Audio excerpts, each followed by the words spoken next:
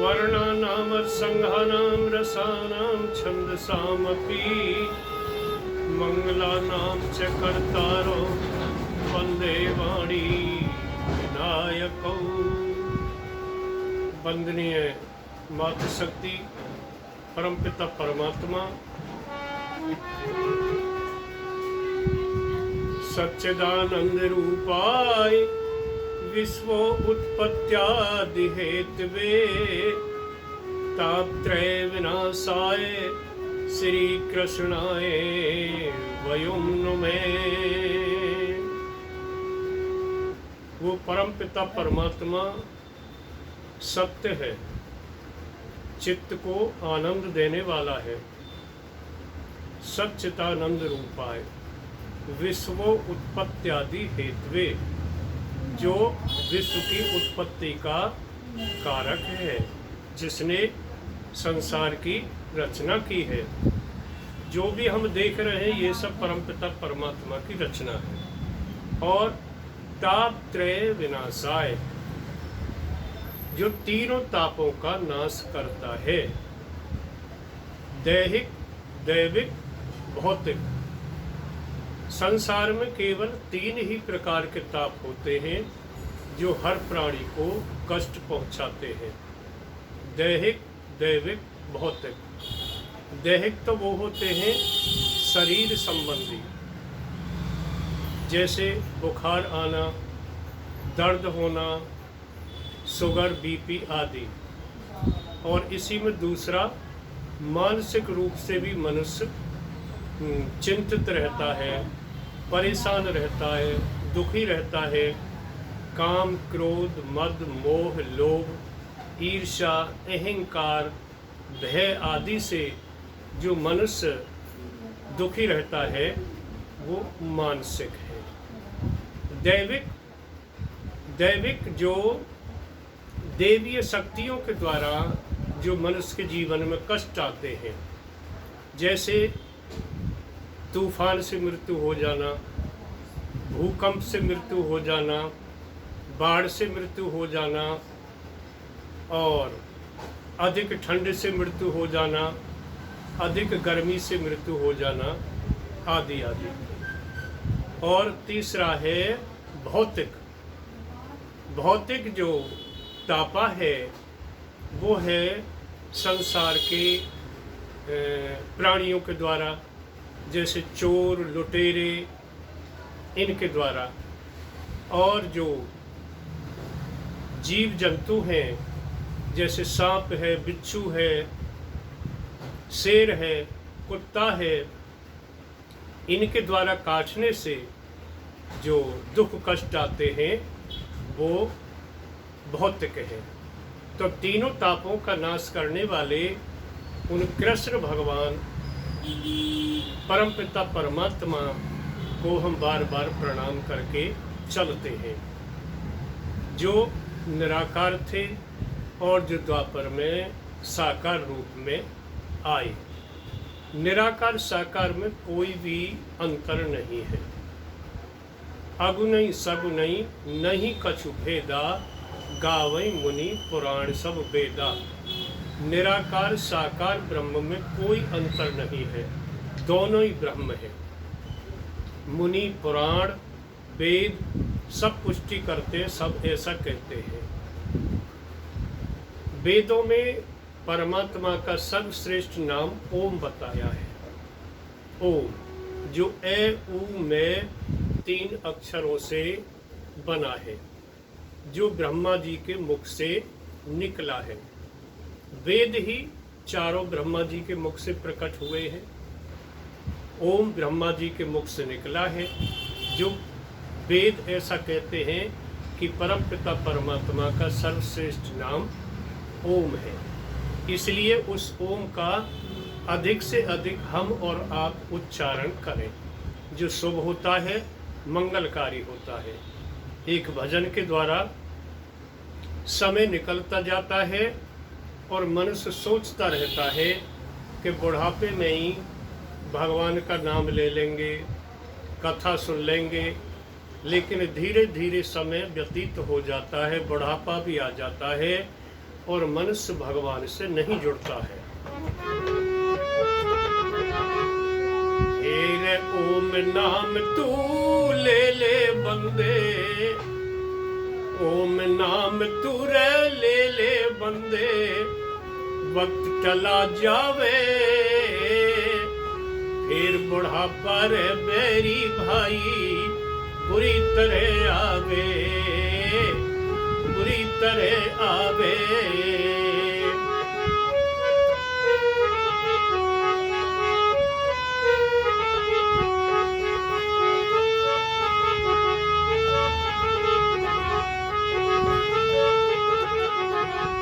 इस बुढ़ापे को बैरी बताया है। ओम नाम तू ले ले बंदे, वक्त टला जावे फिर बुढ़ापा रे बैरी भाई बुरी तरह आवे, बुरी तरह आवे।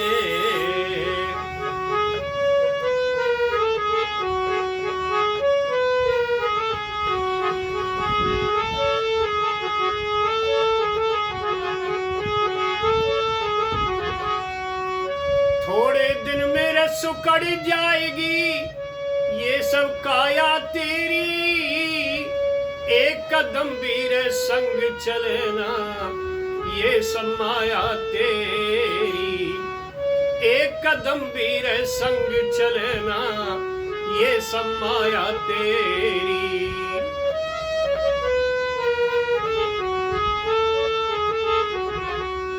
डाली डाली रे पतझड़ हो जाए ये सब साया तेरी, काल अधर्मी टिकट काट जन कब ले आवे तेरी, काल अधर्मी टिकट काट जन कब ले आवे तेरी। एक मिनट के अंदर ही, एक मिनट के अंदर ही तेरे सिर पे चढ़ धावे फिर बुढ़ापा रे मेरी भाई बुरी तरह आवे, बुरी तरह आवे।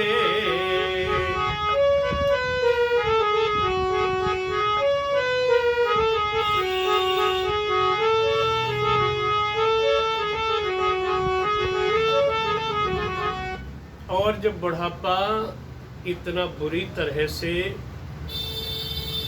नियंत्रण कर लेता है कि मनुष्य खाट पर ही लग जाता है, न चल सकता, न बोल सकता, न ठीक से सुन सकता और न ठीक से देख सकता।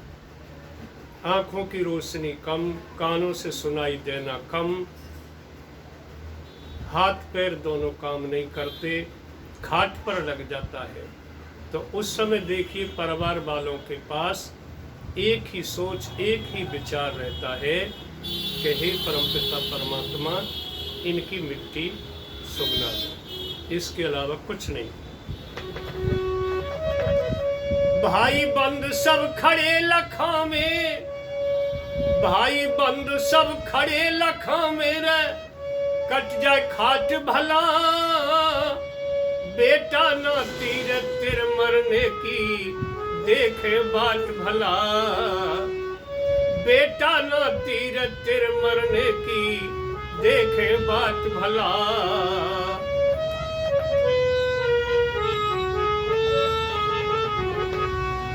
महल दुमहले रे कोठी बंगले सब रह जाए ठाट भला, जिस जिस पे अभिमान करे रे कोई ना घाट भला, जिस जिस पे अभिमान करे रे कोई ना घाट भला।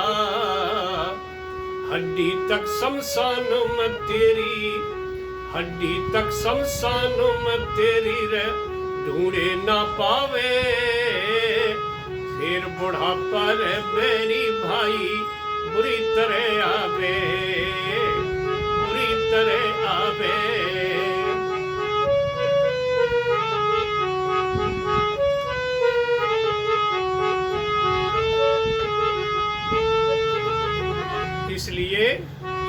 वक्त रहते हुए बुढ़ापे से पहले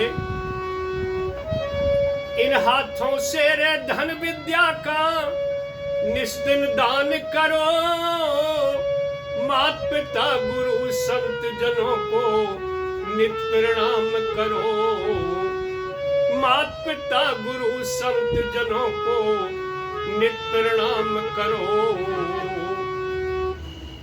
भगवान राम जब प्रातः काल उठते थे, प्रातः काल उठ के रघुनाथा मात पिता गुरु नावई माथा, पहले माता को, फिर पिताजी को, फिर गुरुजी को नतमस्तक होते थे, चरण स्पर्श करते थे।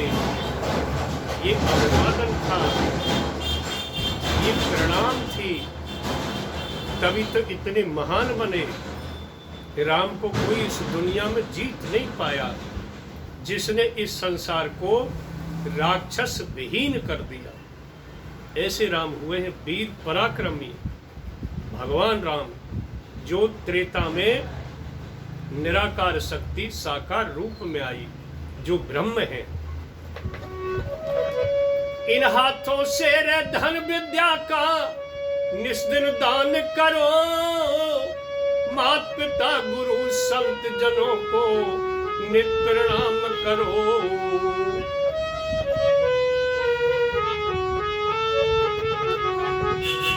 हवन यज्ञ संध्या वेदों का तुम सम्मान करो, श्रेष्ठ बताई रे कथा भागवत ईश्वर गान करो।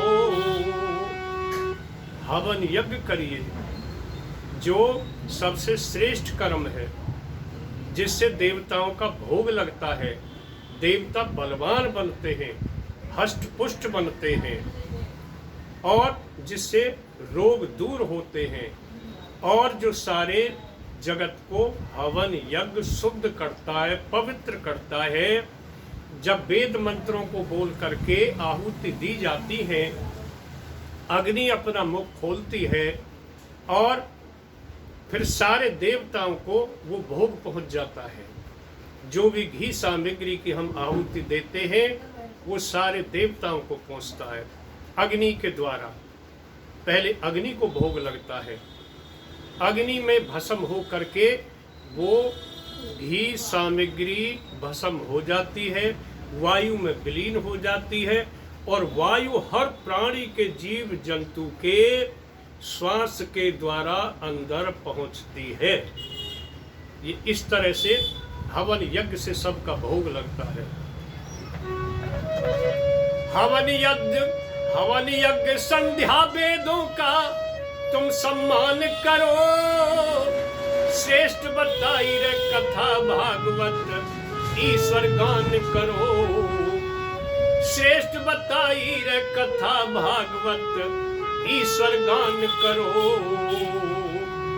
मानव देह मिले मुश्किल से, मानव देह मिले मुश्किल से रे, फिर तू पछतावे, फिर बुढ़ापा रे बेरी भाई बुरी तरह आवे, बुरी तरह आवे। ओम नाम तू ले ले बंदे, ओम नाम तू ले ले बंदे, वक्त ला जावे, फिर बुढ़ापा रे बेरी भाई बुरी तरह आवे, बुरी तरह आवे। ओम ओम